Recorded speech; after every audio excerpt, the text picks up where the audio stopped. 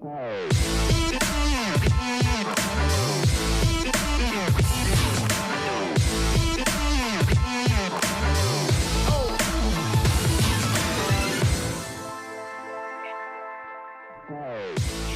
watching the Money Down presented by BetPrep. I'm Tamara Brown, joined alongside Kyle Krabs and Joe Marino. Happy Halloween weekend.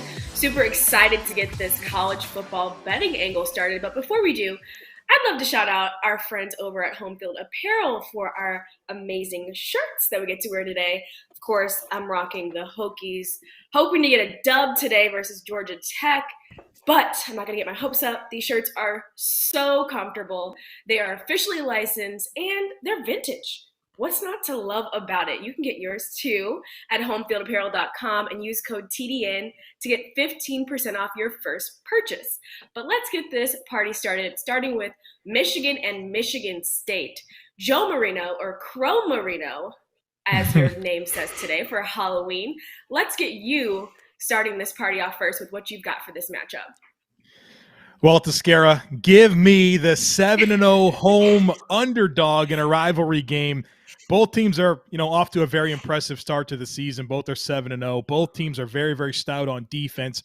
Both teams run the football very well on offense. But here is where I think Sparty has advantages today. They're at home. They're playing off of the bye week. And they pass the ball a lot better than Michigan does. And Cade McNamara, the Michigan quarterback, he's been a good game manager this year for the Wolverines. He takes care of the football, but I think he's going to need to make some big-time throws today, more so than he has in previous weeks. I don't know that Sparty wins the game, but I trust them to keep it close. Give me Michigan State +4 in a game where I think Michigan is the team with more to prove. They're the team that under Jim Harbaugh has underachieved to this point. So I think they have the pressure. I think Michigan State keeps it close at home today. All right, Joe's going with Michigan State. The fans who are voting currently on Instagram, on the Draft Network's Instagram story, are going with Michigan. Kyle, it's your turn. Where are you going with this game?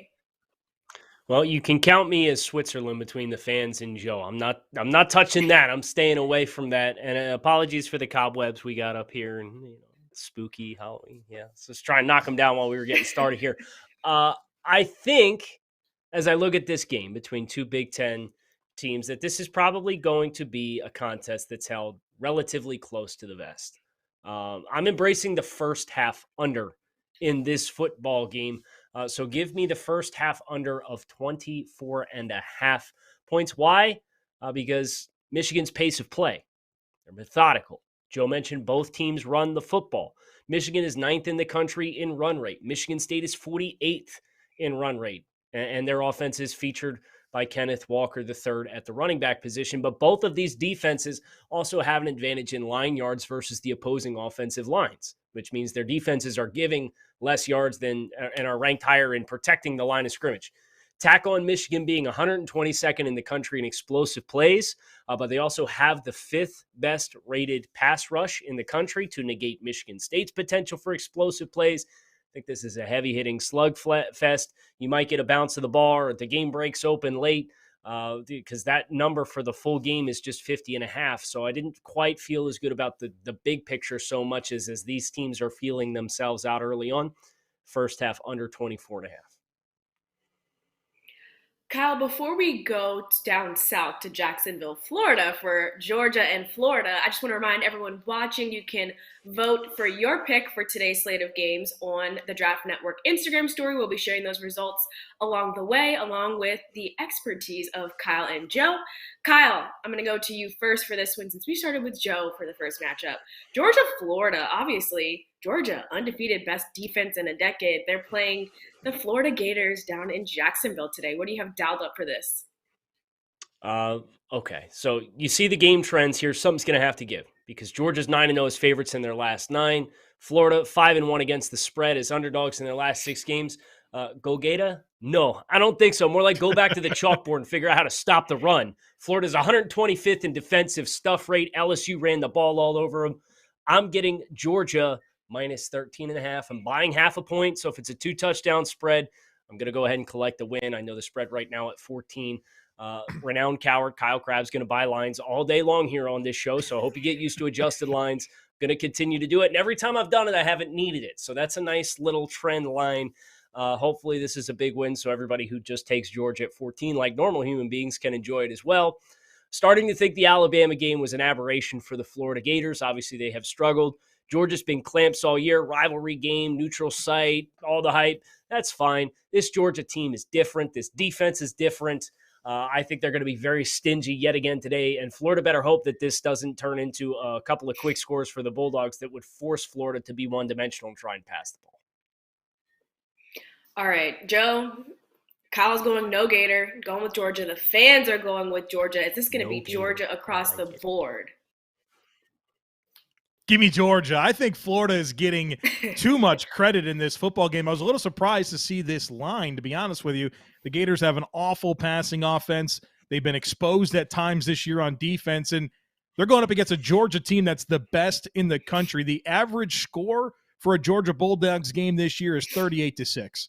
I have a hard time finding the script for Florida today. How do they move the ball and score on this Georgia defense? They simply don't have the horses on offense, in my mind, to move the needle. 6 of the last 7 matchups between Georgia and Florida have been settled by 14 points or more. And so this is typically not a very competitive, close game, no matter who the winner is. And I think that continues today with Georgia winning big over a Florida team that I would describe as punchless. We're sticking with the SEC, going to Ole Miss and Auburn next. I'm going to start with you, Joe, first in this one. These are two of the most highest-scoring offenses in this league. I'm super excited to see where both of you stand with this one, especially with Kyle adjusting lines throughout this show today. Joe, I'm going to start with you. What's the tail of the tape for this SEC West showdown? Yeah, I can see this game going either way, so I'm going to stay away from who wins and if they cover. What I do feel good about is the success that I've had this year betting the under in Ole Miss games. I won the under on Ole Miss versus Alabama, Tennessee, and LSU. They were all hits for me this year. I'm 3-0 betting the under, and I'm doing it again today. Why? Auburn's defense is a good unit. They have good corners. I'm also not in love with their offense, although it has exceeded my expectations this year. I'm comfortable with there being enough variance in this game, with Auburn coming off the bye, having a reasonably good defense, and the better offense in Ole Miss being on the road. So give me the under in an Ole Miss game, and I'm looking to make it 4-0 betting the under when I think Vegas has had a tendency this year to overrate some of the scoring opportunities in Ole Miss football games. Kyle's face right now, he's like, what do you mean? Okay, Kyle, he's going with his trend of betting the under because he's going with his past history. He's got history here. Where are you going with this? Well, it's fine to have history, but knock on wood or something, brother. Come on now. You can't say, 3-0.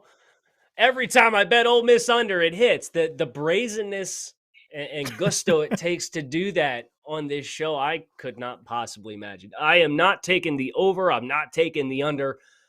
I'm taking Auburn. And you guessed it, I'm buying half a point. So Auburn minus 2.5 in this football game. Metrics will tell you that Ole Miss has an advantage on offense, and they will certainly score a couple of points along the way.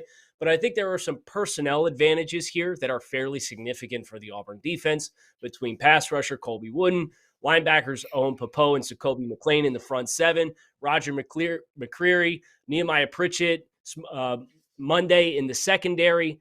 They've got some dudes who are playing on Sundays next fall. The Tigers are at home, and I think they'll be able to find plenty of success moving the football in this game, particularly by running the ball. Auburn tackles better. They're graded better in coverage. They score better in special teams metrics. And Matt Corral still a little banged up.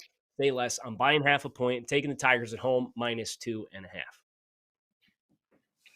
All right, Kyle, we're going into your territory now, going from the SEC West to the Big Ten West with Iowa and Wisconsin. Obviously, Iowa coming off that loss to Purdue. Thankfully, they had a bye week to shake things off, and Wisconsin has won 3 in a row. You're a Big Ten expert. What are you doing with this game? Now, I'd like to ask you both a question to start here. Do you hate points? Okay. Do you hate points? I like football. Points or no points. If you hate points, this is the game for you, let me tell you. So the over-under is 36 points. Are you kidding me? I was so ready to smash the under on this game, and then I saw it was 36 points. So I'm petrified. 36, one bounce of the ball, defensive score, special teams could blow the whole thing up. When 20-17 is going to cash the over, I can't justify betting the under. So here's what I'm going to do. I'm going to bet that there is 1/4 of scoreless play in this football game. You can get those odds at plus 103. So a scoreless quarter between both teams. I'm taking that because, as I said, you can take one bounce of the ball, one lucky play. Iowa hunted up a bunch of defensive touchdowns early this season and going back to 2020. All those kinds of things could blow up this under. But both of these teams, they're bottom 25 in pace of play. They're both top 50 teams in tackling. They're both top 10 in special teams. Lots of coffin quarter punts coming our way. Both teams are bottom 20 in explosive plays and offensively finishing drives inside the 40-yard line. There's a lot to like on the defensive side of the ball, but that's such a small margin for error, so I'm taking scoreless score. You can always count on you, Kyle, to have an unexpected pick between adjusted lines, scoreless quarters. I mean, I don't know what to expect from you now. You're so unpredictable. And that's what I like about this show. I love it. I love it. All right, Joe, he says, if you like points, this is not the game for you. It's going to be all defense. What do you have dialed up for this game? I like the Hawkeyes in this one. Iowa +3 is my bet. I like getting the points in this game. I like that they're coming off of a bye. I like that they're coming off of a disappointing loss to Purdue. And like Kyle said, I don't expect really any scoring in this football game. I think he's got a good bet there that you can bank on in terms of there being a scoreless quarter. But I think that Iowa has a little more punch in the passing game on offense. And, you know, Wisconsin definitely has the edge in this football game running the football. But both teams are insanely stout on defense. And so I think this game is going to come down to turnovers. And I trust Iowa to take away the football more than I do Wisconsin. The Hawkeyes have 20 takeaways this season. They're +10 on the year in turnover margin. Wisconsin is -7. I think that at least keeps it close, and it makes me feel good about Iowa +3 today. All right, Joe. We ended with you on that last matchup, but we're starting with you on this one because you're our ACC expert, and it would only be fair if we started with you for UNC Notre Dame. Even though Notre Dame's not in the ACC, they want to be. We've seen a lot of them because they want to be, and they play about 6 or 7 ACC teams a year, so you see them all the time. UNC at Notre Dame. Notre Dame is 12-0 against UNC at home, and they have quite the home winning record going, you know. Let me think how many of it is. 9 consecutive games, I think it is, winning at home. Joe, does this go into play with what you picked for today's game? It doesn't not go into play because I'm staying away from who wins and who covers. Both of these teams are pretty unpredictable. They're tough to trust. I'm pretty sure they're both on Kyle's list, if I'm not mistaken. So I'm staying away from the result. Yes. I'm staying away from the result, and I'm sticking with what I feel on his list. Most confident about, and that is the over hitting. So give me over 62.5. Both teams have proven they can score with consistency this year. The Tar Heels are averaging 37 points per game, the Irish 31, and neither defense is particularly stout. And Notre Dame is without its best player on defense in Kyle Hamilton today. The over isn't that big of a number. We just need the normal things to happen for both teams for the over to hit. I think it's manageable, and it's a thing I feel best about in a game where you have 2 unpredictable teams. I think we get some points today. All right, Kyle. He's not comfortable picking a team, but he's comfortable with points happening today, unlike the last matchup that we talked about. Points. Where are you going with this game, Kyle, when you look at UNC at Notre Dame? So, no Kyle Hamilton hurts. Hurts real bad. So does potentially betting Notre Dame. They're on my list. Firmly on my list. Of the blacklist, so to say. But here's the problem. So is North Carolina. These are 2 blacklisted teams for their letdowns earlier this season. So I'm going to go back to the old bag of tricks here. I'm buying 1.5 here. Notre Dame at home -2.5. I'm taking Notre Dame. The home winning streak speaks for itself, 32-0 in their last 32 games as favorites. North Carolina 2-5 on the road in their last 7 against the spread. And I'm going to give you a name. Defensive end Isaiah Foskey for Notre Dame. Remember what Amari Barno did to Sam Howell in week 1 when he sacked him, 3 times in that football game, made life a living hell for him. I think Sam Howell is going to have his hands full running away from Isaiah Foskey in this football game. And I think he's going to disrupt him within the pocket. And I think that's going to go a long way in helping Notre Dame get back off the blacklist. If you're just now watching this show for the first time, I want you to know that when Kyle says someone is on his list is as long as the CVS receipt. Like, everybody on these slate of games is probably on his list. So don't take offense by it, because everyone's on there. Everyone's Makes betting real hard. I legit have 13 teams on the list right now. 13 teams. Plus Spencer Rattler. So that doesn't count. That's not a team. That's a person.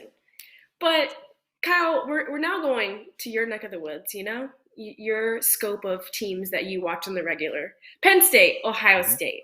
Mm-hmm. Obviously, Penn State is probably still recovering from that 9-overtime game last weekend. Where are you going when you look at this Penn State-Ohio State game with Ohio State, who's recovered quite, decently since losing to Oregon earlier in the season, and Penn State is still trying to figure it out? Yeah, so this is tough. I'm fading the spread on this game because Penn State did get caught in the trap game last week in 9 overtimes. If you want to call it that, it's fine. If you want to call it overtime, it's not.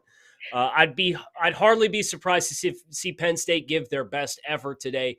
And this rivalry is usually a throw the records out the window type of affair. This matchup has been won by 18 or more points just twice in the last 10 years. That was Ohio State in 2015 and 2013, and 5 times in the last 20 years. And one of those Ohio State vacated in 2010. I'm taking the under on 60.5 points. I'm focused on these defenses. Penn State is 3rd in preventing finished drives inside their own 40-yard line. Ohio State is 26th in the same metric. Ohio State has the 23rd ranked pass rush. Penn State, the 35th ranked pass rush. Ohio State's offensive backfield is young. You got a couple of freshmen there that are playing both at quarterback and running back. That inexperience could have some hiccups against a blitz-heavy unit like Penn State's. Penn State is also 9th in the country in preventing explosive plays. Couple that with a couple of big-time defensive prospects in this game, including Arnold Ebiketie, Brandon Smith, and Jaquan Brisker for Penn State. I think their corners, particularly Joey Porter Jr., can provide some fair coverage against Garrett Wilson and Chris Olave. They won't shut them down, but I think they'll slow them down enough to keep this cumulative team total for both teams under 61 points, which means we're hitting the under. Kyle's going with the under. The fan vote is Ohio State. What is Joe's vote for this Big Ten top 25 matchup? I think Kyle has a really good process to get to the under there. I think that's a good bet by Kyle, but I am all in on the Buckeyes today, covering a massive spread against Penn State. I mean, the Buckeyes, they dropped that game earlier this season to Oregon, and they've otherwise been routing teams. Now, Penn State is Ohio State's toughest test to date, and that's why I think the Buckeyes come out aggressive and they look to make a statement. Under Ryan Day, Ohio State has proven its desire to keep pouring it on, and they care a lot about style points, and they're going to need style points this year as the playoff picture is quite muddy. And so considering the early loss, considering the magnitude of this game, I expect Ohio State to be all in on making a statement and winning by as many points as possible. This Buckeyes offense is humming.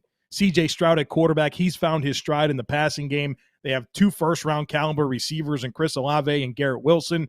Travion Henderson at running back is incredibly dynamic.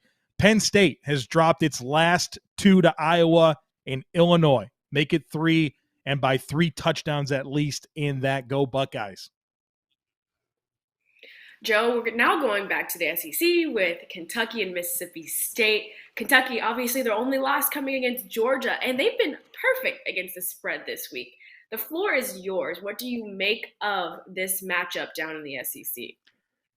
Yeah, the next few games that we're going to talk about are teams that have very contrasting styles of play. And, Kentucky in this one wants to run the football and play balanced overall. Mississippi State is a pass-heavy team. I think the difference in this game is the overall balance of Kentucky. So I like them plus 1.5. They have a stout defense, a dynamic rushing attack, and they have speed on the perimeter in Wan'Dale Robinson. And I think Robinson goes off in this game. We've seen Mississippi State struggle with Calvin Austin. They struggled with the Alabama receivers. They struggled with Keyshawn Butte of LSU. I think that continues. They struggle to defend Wan'Dale Robinson this week, who's kind of cut from that same cloth as a smaller, more elusive, speedy receiver. And so Kentucky off the bye, looking to avenge their loss to Georgia. I think they take care of business today on the road and win outright over Kentucky, even though I'm taking the points here plus 1.5. Kyle, when you look at Kentucky and Mississippi State, what do you have dialed up from the betting angle for this matchup? Well, Joe's on it. I'm taking Kentucky money line here. I like the Kentucky rushing attack to keep the Wildcats consistently moving the football. This game is in Starkville, which historically has been a problematic task for Kentucky. But this is the best Kentucky football team we've seen in years. They're coming off a bye. I think that's more than enough to be prepared for Mike Leach and the air raid offense. Kentucky respectable in passing defense. I know their running defense is graded much higher, but their passing defense is still quite effective as well.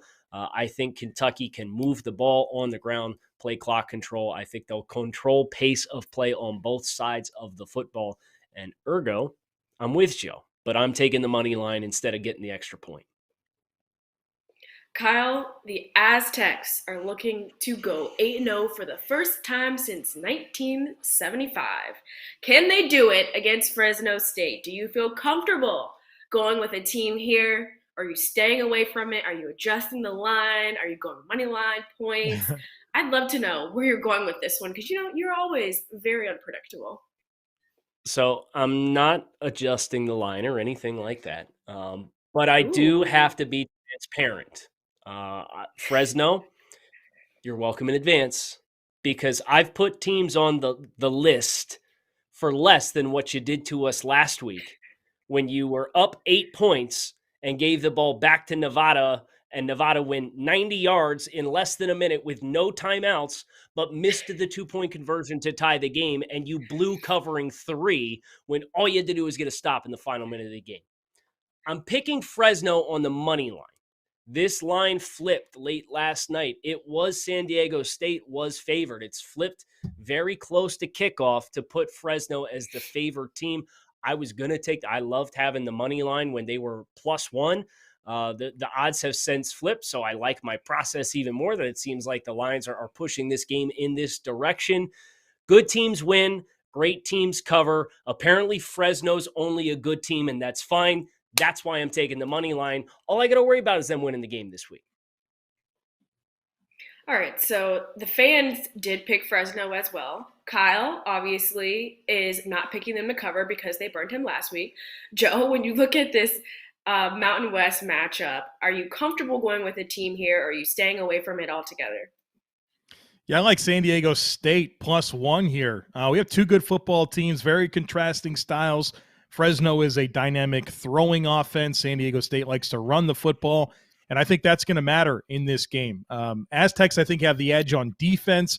Again, I like that they're at home. It's a very narrow spread here. I think the Aztecs do get to 8-0. I just feel like they have more in their favor to dictate the game with their style of play, starting with the rushing attack, the better defense, and being at home. So give me San Diego State to do what you said, get to 8-0 for the first time since back in the 70s. Joe, Bronco Mendenhall is making his return to BYU for the first time since he left to go to the Virginia Cavaliers.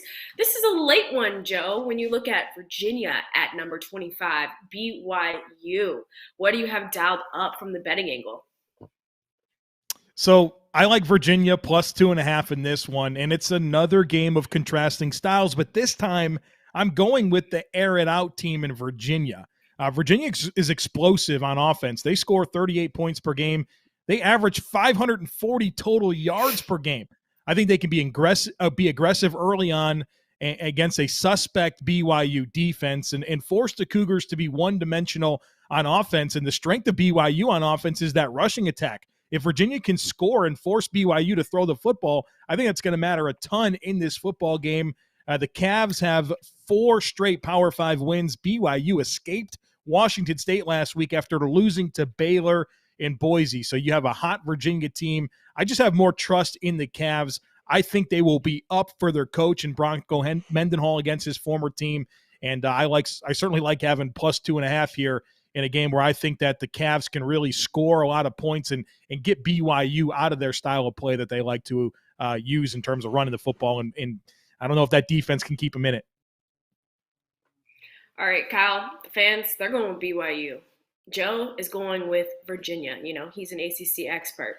Where are you going with this? Are you going to break the tiebreaker and pick a team here? Or are you staying away from it altogether because your list is already so long of teams who burned you? And I know that you've been burned by BYU before. Yeah, you know, it's become increasingly apparent this year that my Cougs are no longer my Cougs. I no longer claim them. And for that reason, with the Bronco Mendenhall storyline, that 2.5-point line with Joe was calling my name. But that's not the direction I'm going. I'm taking the under on 66 points in this contest. This is ultimately a long travel trip for Virginia, and that's what ultimately scared me away from taking Virginia plus 2.5.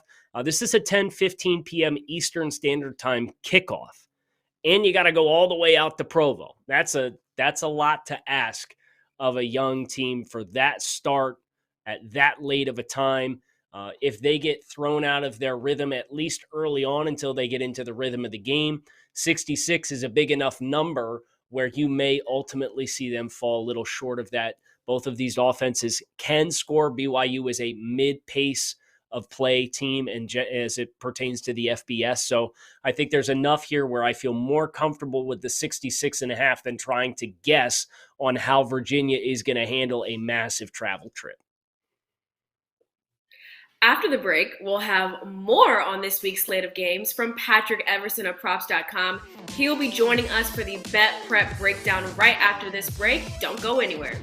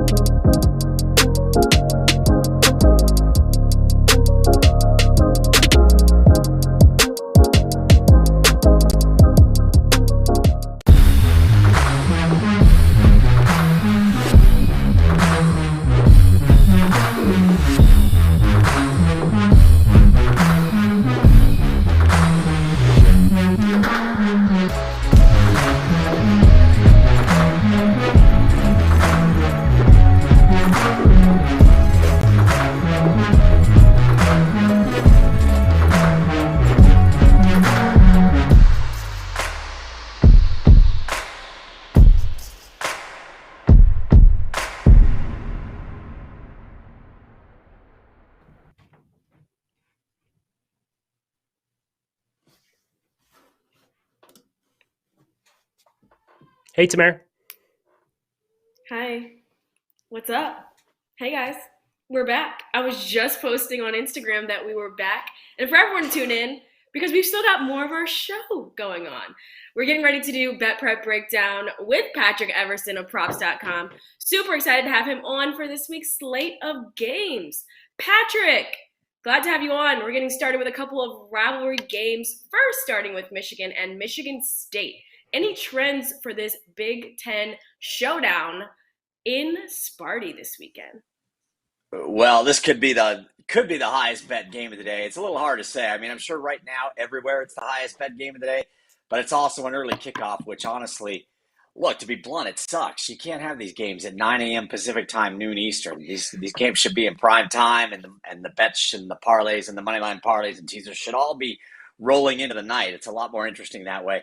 But although the books probably don't find it that interesting necessarily, depending on how the bets go. But look, well bet everywhere, Tamara. Is it Tuscara or whatever? Happy Halloween. Whatever's going on here. It's early. It's I don't know where you guys are at. Well, it's not way early, I guess, but it was way early when I first got out of bed, and I'm still tired.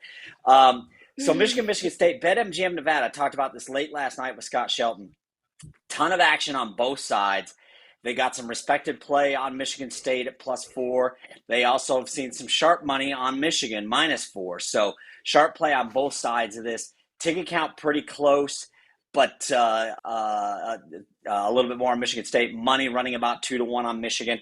There are some other spots where it's a little other books nationwide where maybe it's a little bit more Michigan money.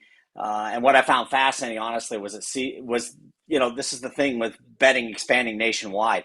Within the state of Michigan, Caesars reported a couple of days ago that it's getting the daylights bet out of it, which is no surprise. But what I thought was a little bit of a surprise is like 90% plus of the money was on the underdog in the state of Michigan. And I figured Michigan would be the more public team in Michigan, but not for this game, apparently, which is interesting. Now, maybe that's evened out over the last 36 hours or so, but I still found that pretty surprising.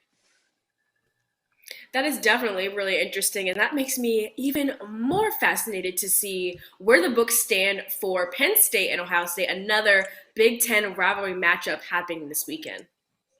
Yeah, here at BetMGM Nevada, again, talking about this with Scott Shelton. This went 18.5 to 19.5 on Ohio State. Didn't move until Friday night, and it moved off sharp play on the Buckeyes on Friday night. Tickets 2-1, money 6-1.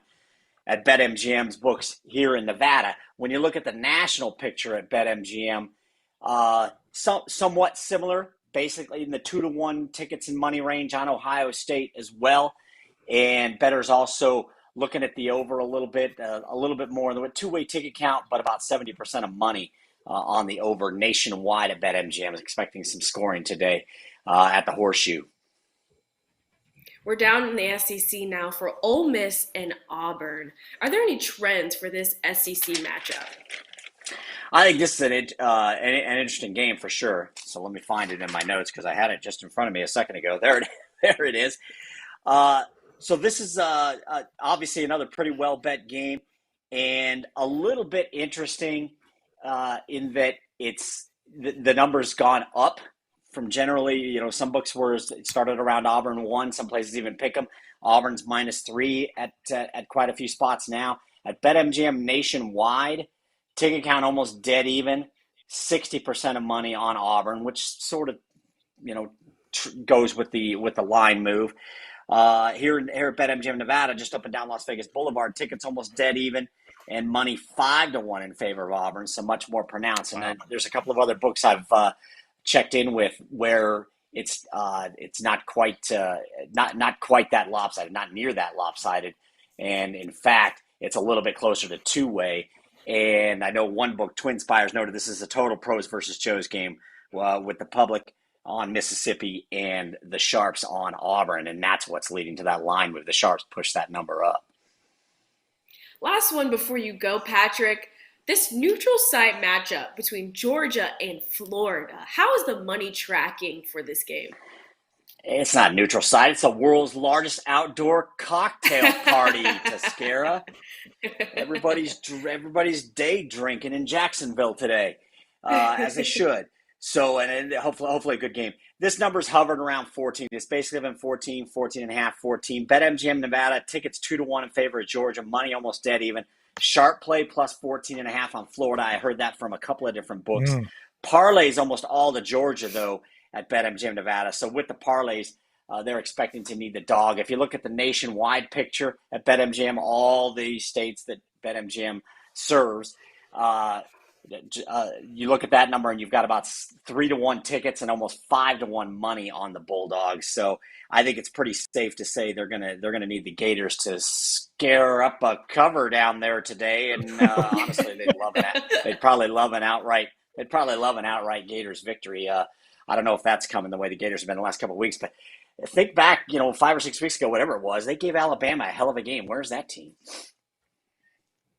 We are all wondering the same thing, Patrick. Thank you so much for tuning in with us today, giving us lots of insight from the books in Nevada. We'll be back after the break with our leaderboard, our prize pick player parlays, our bold bets, and our go for 2 picks. Don't go anywhere. The Detroit Lions are 0-7 and fast-tracking their way to the number 1 overall pick in the 2022 NFL Draft. And while that may seem like the silver lining in an otherwise lost season for Lions fans, I'm here to tell you the thing you really need to get excited about is your starting running back, Deandre Swift. I'm Brian Perez from the Draft Network, here to tell you why Swift is the real silver lining in an otherwise terrible season. Look, this isn't much of a surprise. Swift's emergence as one of the top dual-threat running backs in the NFL is kind of what was expected from him when he was a second-round pick out of Georgia last year. His rookie season wasn't the best. He had some injury issues, never really seemed to get going, never really looked like the guy that we saw dominate the SEC for a few seasons. But this year, it's been a completely different story. Right out the gate, from week 1 on, Deandre Swift has established himself as arguably one of the top 2 or 3 dual-threat runners in the game. He already has 42 catches this season. He had only 46 all of last year. He's going to surpass that total in week 8, halfway through the year. He's going to be a guy who challenges for 80, 90, dare I say even 100 catches in year 2 of his career. He's playing with an absolutely atrocious quarterback in Jared Goff. So the fact that he's been able to produce at this level when opposing defenses know he's the beginning, middle, and end of the Detroit Lions offense is really impressive. So just think what Swift will actually be like a year or 2 from now when the Lions are able to settle their quarterback situation. Swift's numbers on the ground aren't great. He's only averaging 3.4 yards a carry. But again, if you look at the way the Lions passing offense has been developing or regressing or whatever the word is that you want to use for the clown show that is Jared Goff, he's only averaging 3.4 yards a carry, in part because opposing defenses know the quarterback they're facing is not going to throw the ball past 5 yards. So of course they can cheat, they can play the run, and Swift has really very little room to work with as a runner. But his real skill set is on display when he's able to get out in space as a receiver and make plays. Look what he did in Week 7 against the Los Angeles Rams when he caught up a screen pass from Jared Goff and took it to the house for 63 yards. According to Next Gen Stats, 47 of those yards were above expected, meaning Deandre Swift did that on his own. He turned what should have been maybe a 15 or 20 yard gain, nice chunk play, into a 63, 65 yard touchdown because of his field flipping ability. And this is really just like a teaser for what we're going to see from Swift moving forward. If you're a fantasy football player, you already know the value of Swift. The fact that he gets all these catches, the fact that he is a touchdown scorer early in his career, it's a real plus for a fantasy football manager.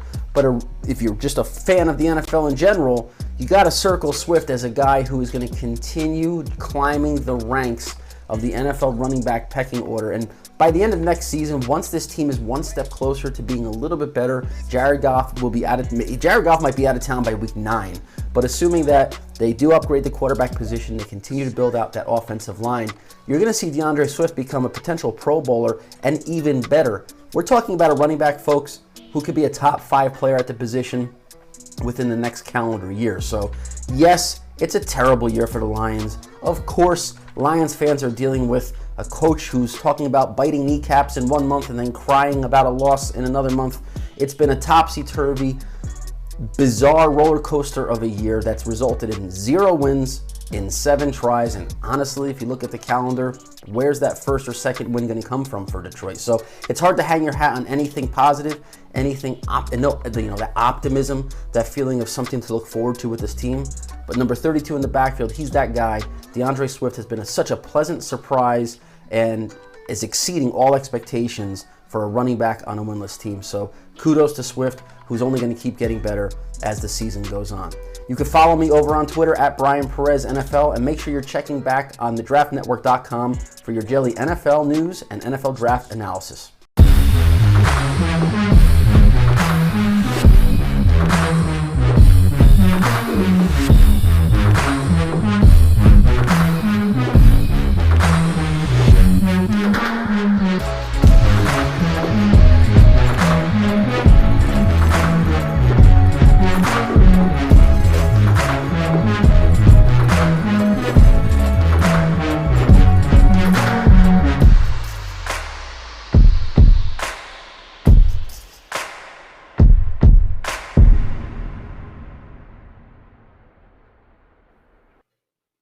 Welcome back to the Money Down presented by BetPrep. Tamara Brown, Kyle Crabbs, Joe Marino.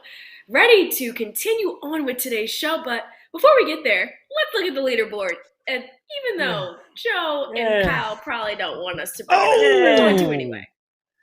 You know, it was a chaos week last week, and that's why Fresno burned me so bad with their last-minute flub on -3. Joe, any comments from the peanut gallery on where you stand on the leaderboard?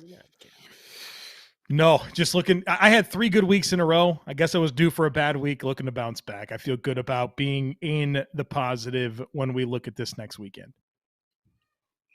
All right, I'm hoping that you guys can bounce back as well in your go for 2 picks and your bold bets to get your leaderboard going in the right direction for next week. But before we get to the go for 2 and the bold bets, we're going to our prize pick player parlays. Let's talk about our good friends over at Prize Picks. I mean, this is the easiest way for your daily fantasy. You get to pick 2 to 5 players, and you get to pick the over-under in so many categories. You've got touchdowns, you've got yards, you got receptions, and the best part is you don't just have to pick them for football. You can pick them for many sports.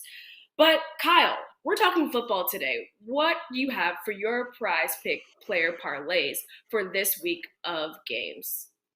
Yeah, so I have Arizona State quarterback Jaden Daniels. They're playing against Washington State. It's homecoming. I like the 227.5. Jaden Daniels is a really physically gifted player. He's a little slight for an NFL projection, but he's got a dynamic arm. He's a dynamic athlete.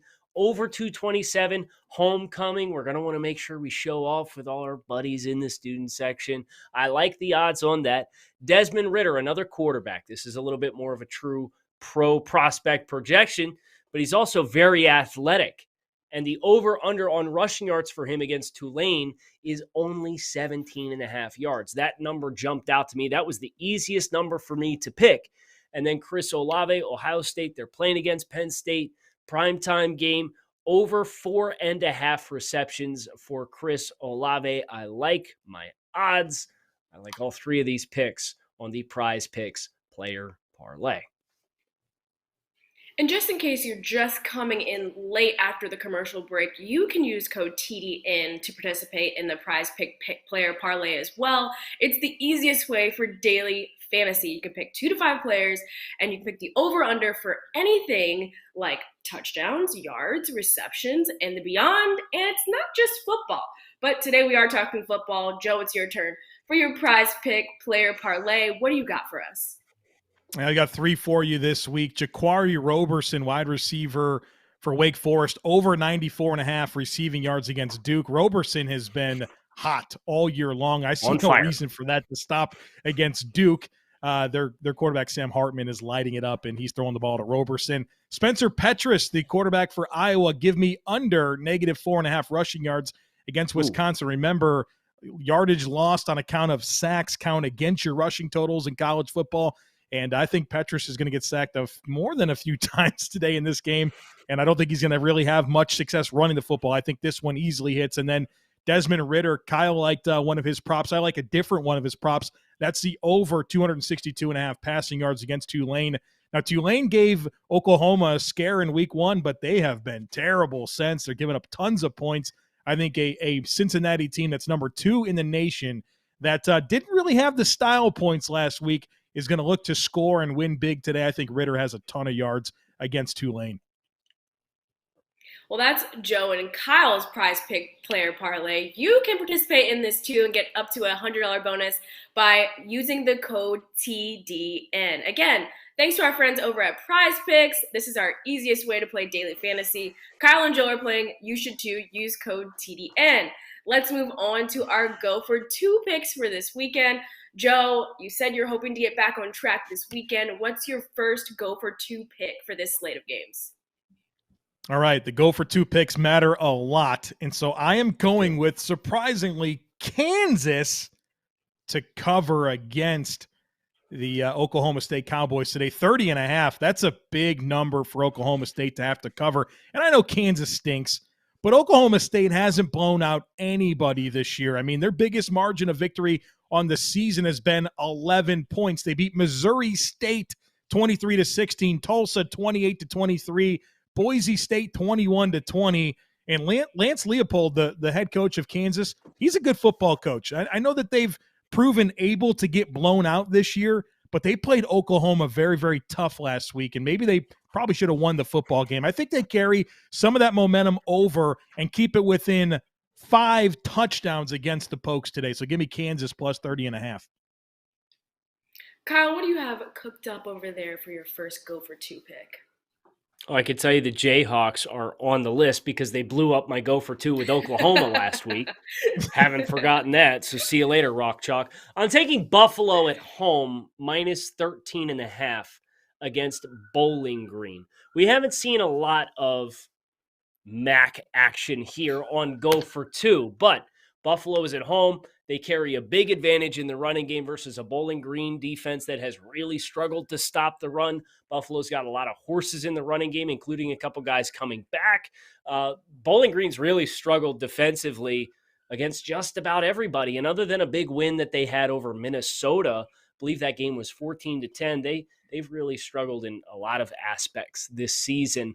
They are one of the worst offensive teams in FBS as well. They can't run the football. Buffalo, they've only failed to cover 2 of their last 12 at home, and one of them was a push. I like those odds. Therefore, I'm taking Buffalo at that nice 13.5, which means the 2 touchdown margin gets us the cover. Joe, for your second Go for 2 pick, are you going to lean on the ACC for this one, or do you got another surprise pick for us for this? So I know these Go for 2 bets mean a lot for the leaderboard, and I scoured everything trying to find something that I really loved.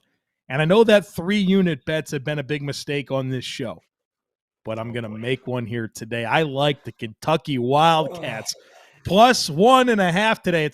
It's a different line. They got -1 on the graphic. It's plus 1.5.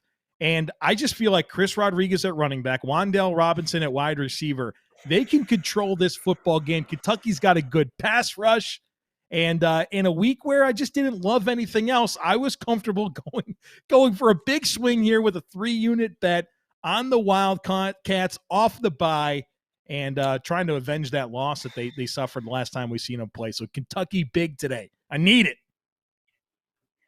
Kyle, your reactions right now went from a variety of emojis. This one was the best one. I have a lot of emotions. It was the best one. I saw it. If you were going to do a 3-unit bet, at least pick one that we were different on. Because what a better kiss of death for a bet than to put 3 units on it. I don't think we hit a single 3-unit bet all year. We're due. Go Wildcats, go blue, whatever they say. I'm in. Chris Rodriguez, Wan'Dale Robinson, Josh Pascal. Kyle has left the chat. There's a lot of pain in this segment because for my second Go for 2, I'm betting on Wake, and Wake's also on the list for their performances earlier this season. I'm betting them on the under. However, they are playing Duke, and this number sits at 71.5 points. The Deacs scored 70 in 17 minutes of time of possession last week to blow up my bold bet with Army on the money line. But Army still scored 56, so the process was good. The results were not. I don't trust Duke to carry the full weight necessary for 71.5 to go over unless Wake Forest decides they want to drop another 70 burger for the second straight week. I'm betting that doesn't happen, and therefore I am taking under on 71.5 between the Deacs and Duke. Kyle, you're giving Wake Forest a second chance. I love it. I love to see it. And I'm assuming you got some insight here from our ACC expert, Joe. Or did you draw that up by yourself? I drew this one up all by my lonesome, so I will have no one to blame or no one to thank. Hopefully, we can get the full clean sweep here on the Go for Twos. I think I've split them in the last 5 weeks consecutively. So, all right, I'm hoping for a sweep for both of you guys so that you guys can be really excited for next week's leaderboard. But we've still got bold bets. What are you getting bold with today, Kyle? So I took 3 dogs on a money line parlay. I liked what Joe did with the parlay last week. So I can get Texas plus 117, Virginia Tech plus 160, and Cal plus 103. I think this number for the payout has come down a little bit with the adjustment, but it's still a very, very good payout potential. Texas, they're playing Baylor. All gas, no brakes with Sarkisian. Virginia Tech, they're playing Georgia Tech. I think Virginia Tech has the opportunity. I know Georgia Tech's on the upswing, but I still think Tech looking for bounce backs from a couple of disappointing performances. And then Cal, who I believe is playing Oregon State. I like all 3 of those on the money line for a 3-dog parlay. All right, Joe, what are you liking for your bold bet this week? Yeah, I like a parlay as well here. All ACC teams, only 2 this time, both underdogs that I think can win outright. And I'm with Kyle on the Hokies today. Virginia Tech, they're a Gobblers. They're 4-point dogs to the Georgia Tech Yellow Jackets. I think they win that outright. And a lot of pressure on that Hokies team to get a dub today. I think they can handle that. And then Boston College is almost a touchdown underdog to Syracuse today. And so I think there's a really good chance that Boston College wins that game. So Boston College, Virginia Tech, outright wins today as underdogs. Give me them on the money line parlay today as my bold bet. I hope that between you guys speaking that into existence and me wearing this lovely home field advantage shirt, whole field apparel shirt, I hope that this home field apparel shirt, you guys speaking into existence, really just makes my Hokies win today. But that wraps up this edition of the BetPrep Breakdown, the BetPrep Show presented by BetPrep. The money down has been fabulous today. I've really enjoyed this Week 9 slate of college games. We'll be back tomorrow with more on the money down presented by BetPrep with the NFL edition, though. So be back here tomorrow on YouTube. We're super excited to take you through the NFL slate of games on the money down presented by BetPrep. See you next time.